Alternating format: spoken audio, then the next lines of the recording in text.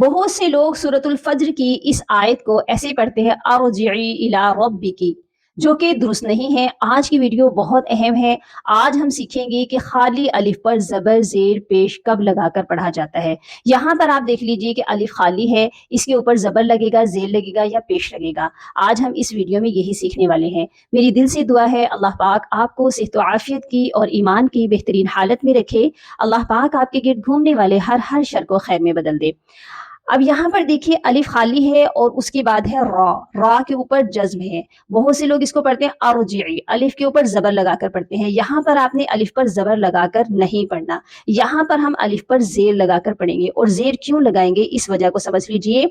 जब भी खाली अलिफ हो और उसके बाद तीसरे वाले हरफ पर, अब यहाँ पर तीसरा हरफ देखिए 1 2 3, तीसरा हरफ जीम है। तीसरे हरफ पर जेर हो चाहे जबर हो, जेर भी होगी तब भी हमने जेर लगानी है, जबर होगा तीसरे हरफ पर जब भी आपने जेर ही लगानी है। ठीक है, तो इसको हम पढ़ेंगे इरजिई, इरजिई। जेर लगेगी तो हमजा रा जेर इर बनेगा, अर नहीं बनेगा।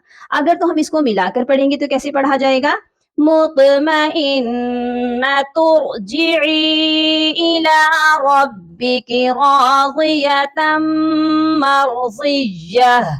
और अलग पढ़ेंगे इरजिई इला रब्बिकी राज़ियतम मर्ज़िय्यह। क्लियर हो गया?